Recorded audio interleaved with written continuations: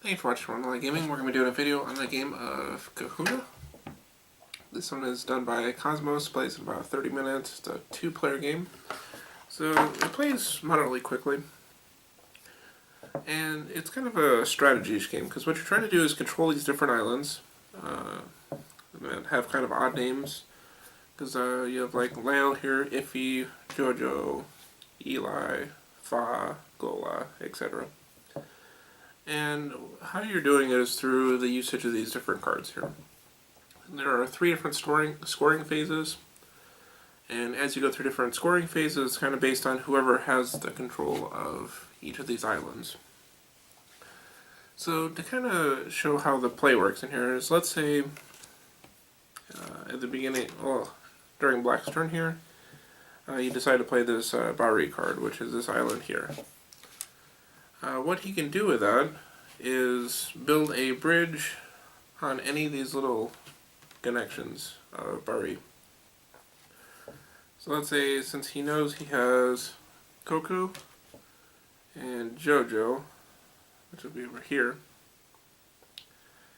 maybe he's looking to eventually control Fa here, because it's kind of in the center there. So let's say you grab that. Now another thing is too, you can play as many cards as you want, so he could actually play all 3 of these right now. So then he also has Jojo and Coco. This would actually give him control of this island.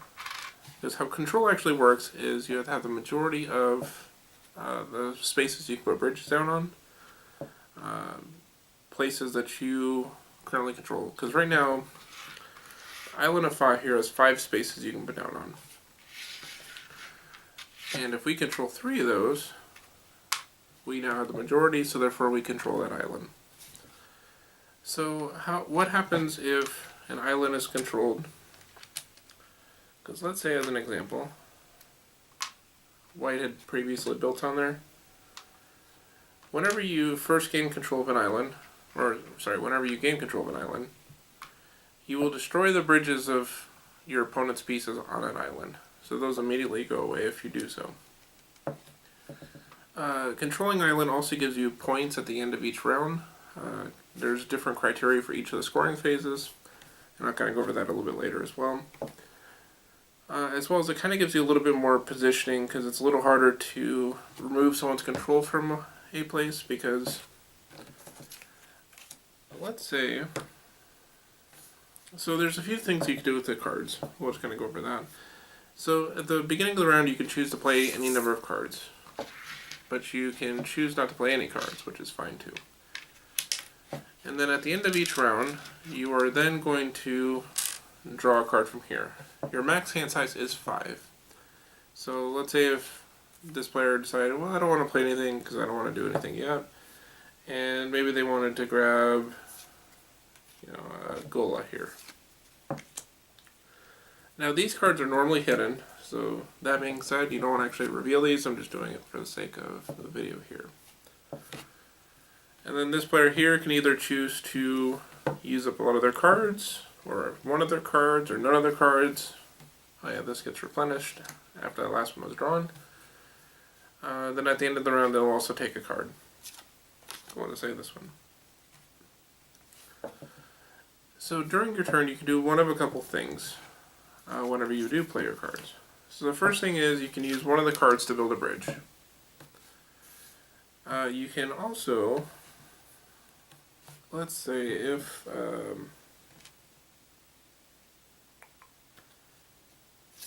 let's go with,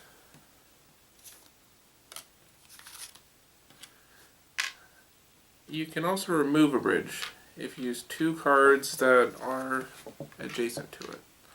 So in this case, I have the cards Coco, which is this island, and Kahu, which is this island. If I discard both of these, I can make him destroy this bridge. That being said, I could use 2 Cocos if I had 2 Cocos, because those are both adjacent to that bridge that was being used. So as long as you spend 2 cards that are linked to that bridge that they're using. So in this case, I could have used 2 Kahu, I could have used 2 Coco, I could use 1 Kahu, 1 Coco, as an example. So those are your primary two things you do with cards. So you can either spend 1 to build a bridge, or 2 that are adjacent to that particular bridge to destroy it. And as I said, once you gain control of an island, you remove all your opponent's bridges from that island. Now that being said, they can rebuild bridges on there later. Because like, let's say in the example of this one here, black threw on the last piece on this one, which gave them control. So I would lose both of those white pieces. Now in the future, I could build here again, and I could build here again. And I'm fine as long as he doesn't regain control of it. So let's say if I were to break this bridge, that brings it back down to no one having a majority. And then if I were to then build one here, white now gains a majority and would destroy the other 2 bridges. Now something to notate about this is that this could cause like a chain reaction. Because we may just go ahead and kind of show you what I mean here. Because usually as you start to play through the game, you're going to start having bridges all over the place. And for now, we'll just throw some bridges in. Throw some.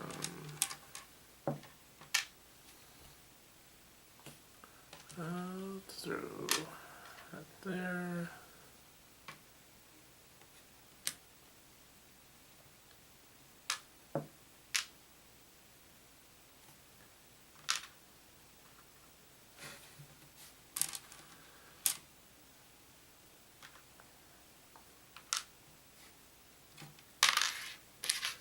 So just for placement purposes, we're going to just do a quick example for you.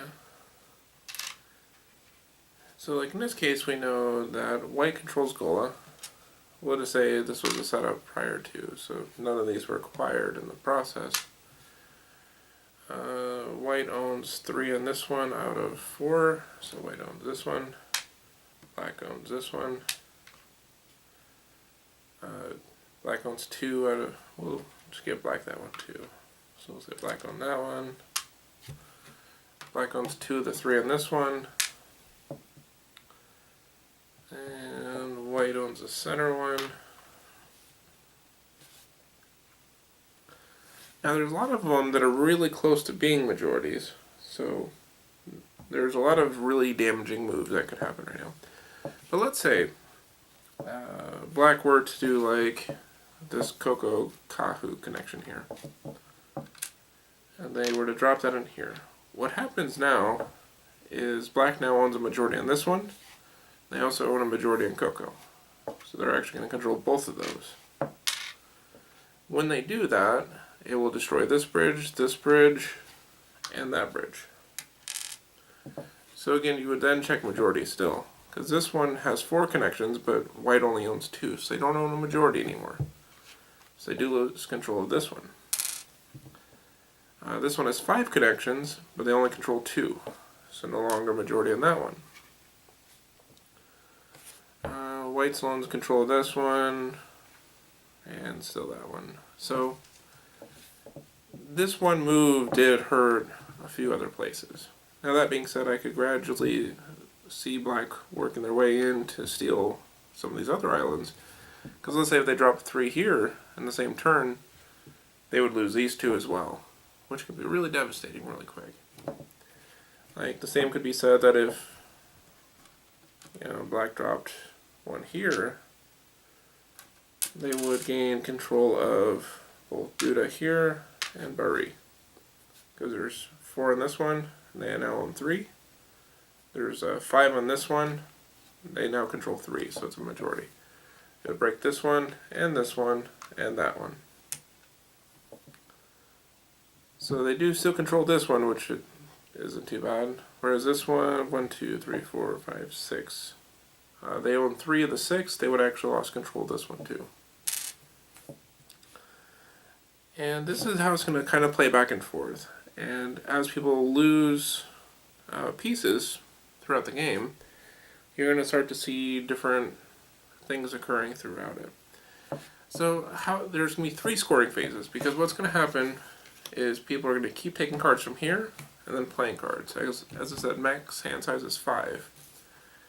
One thing to also notate too, because it makes things a lot easier, is that you'll see that there are symbols on the corners here. So yellow, yellow, red, red. It kind of helps you find the island a little bit easier. So like if we are looking for Coco on the map, you'll see Coco's up here, like you see the red image there. And then this one, as you can see, Fa has 2 yellow, 2 red. So Fa will be in the center here. So it makes it a little bit easier to kind of navigate where they are actually located at. But it's going to keep continuing until this entire deck is played out. So let's say we went back and forth, back and forth. There's still 3 here. Let's say this player took one, that player took one. Once the last player takes the last card of the 3 that are here, then at that point the first scoring phase. Now the first scoring phase is just going to be 1 victory point to whoever has the most controlled islands. In the case of a draw, neither person gets points for that. So what's going to happen is the game will continue with the board state that you're currently at. So you'll keep whatever cards you currently have in your hand, and then you just continue playing. Once this deck runs out again, it plays through, plays through, plays through, and then these 3 cards are drawn up. There's no more cards in the play area, there's no more in the draw pile. The second scoring phase will happen. You'll again compare the number of islands. The winner of this one is going to get 2 victory points. Lastly, on the third round of scoring, you will then count up the number of islands that each player controls, and then basically see how much each of them control on it. So in this case, 1, 2, 3, 4, 5, 6, 7 are controlled by black, and 2 on white. In this case, black is going to gain 5 victory points at the end of that scoring phase, whereas white won't get any. That is going to be the game of Kahuna. As I said, it's a fairly light game.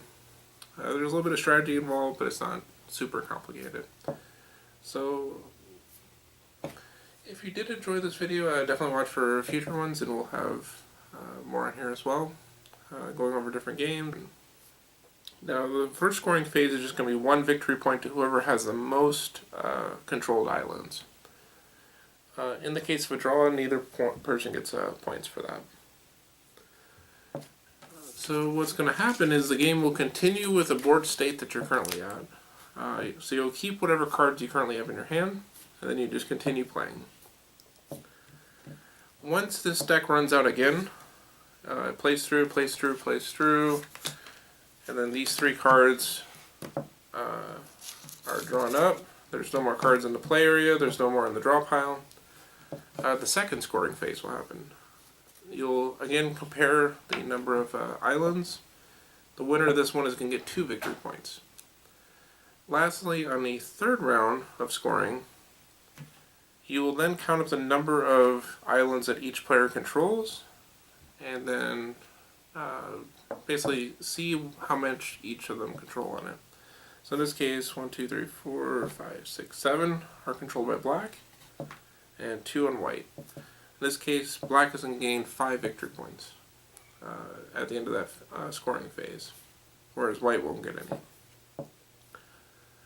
That is going to be the game of Kahuna. As I said, it's a fairly light game. There's a little bit of strategy involved, but it's not super complicated. So, if you did enjoy this video, definitely watch for future ones, and we'll have more on here as well, going over different games. Thank you for watching, and you have a good day.